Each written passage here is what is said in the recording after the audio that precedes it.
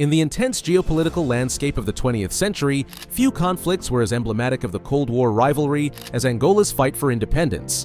Between 1961 and 1975, Angola's liberation from Portuguese colonial rule became an ideological battleground, with the Soviet Union, Cuba, the United States, and South Africa all playing pivotal roles.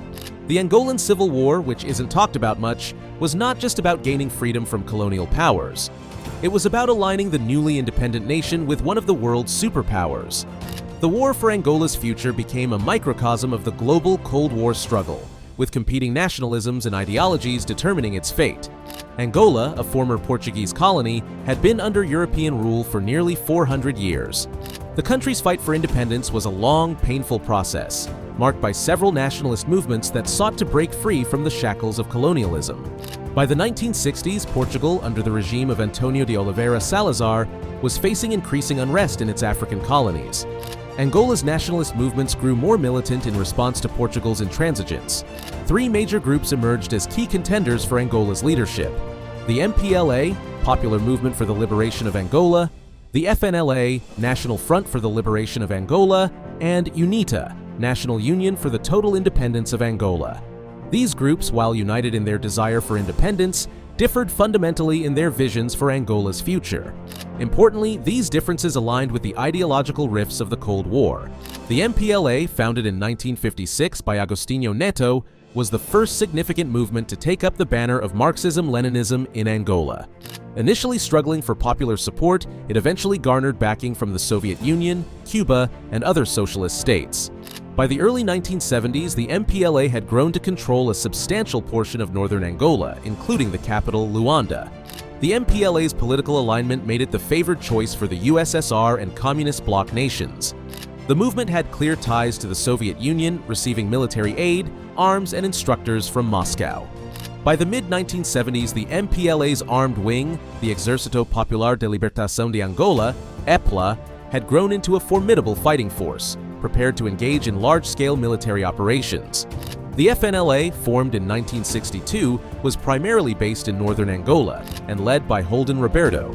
Its ideological orientation leaned towards a more nationalist, anti-colonial struggle, yet it attracted significant backing from Western powers, especially the United States and China, who opposed the MPLA's Marxism. The FNLA had an alliance with Zaire's Mobutu Sese Seko, who provided crucial military support during the early stages of the war.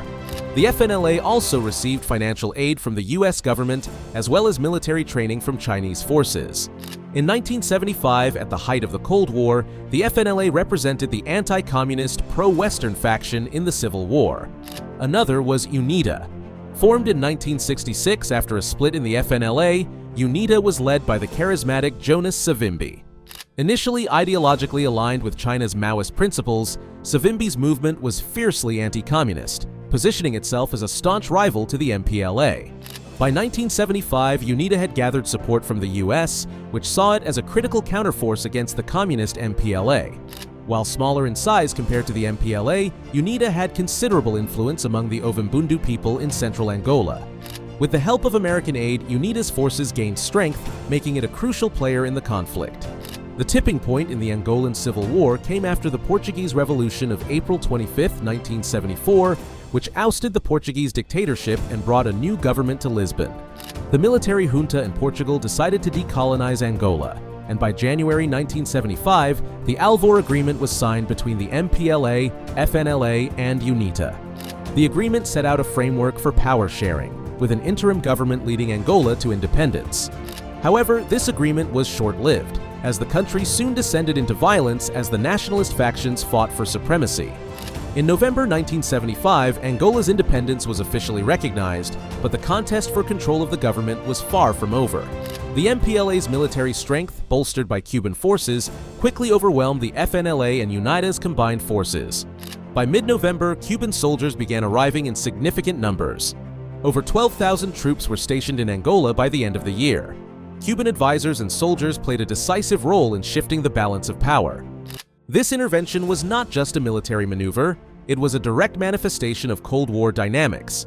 Cuban President Fidel Castro's desire to spread revolutionary socialism throughout Africa aligned with Soviet interests, and the Cuban military presence in Angola became a significant factor in the ongoing Cold War confrontation between the US and the USSR. Angola became a key battleground in the broader Cold War rivalry between the United States and the Soviet Union. The USSR provided extensive military support to the MPLA, including heavy weapons, ammunition, and military advisors. Between 1975 and 1976, the Soviet Union supplied over $100 million worth of military aid to the MPLA. In addition to Soviet arms, Cuba's direct involvement in the war allowed the MPLA to push forward. In fact, between 1975 and 1976, Cuban forces were engaged in heavy combat operations, particularly around Luanda, the capital. The Cuban Air Force and ground troops played a crucial role in repelling the FNLA's attempt to seize the capital. The United States, concerned about the spread of communism in Africa, quickly aligned itself with the anti-communist factions in Angola. The U.S. provided military aid, financial support, and arms to the FNLA and UNITA. The CIA covertly supplied these factions with millions of dollars worth of weapons and equipment. In addition to U.S. support, South African forces, with the approval of the apartheid government, intervened on behalf of the FNLA and UNITA. Between 1975 and 1989, South African forces were heavily involved in Angola, particularly along the southern borders of the country, where they fought against MPLA and Cuban forces.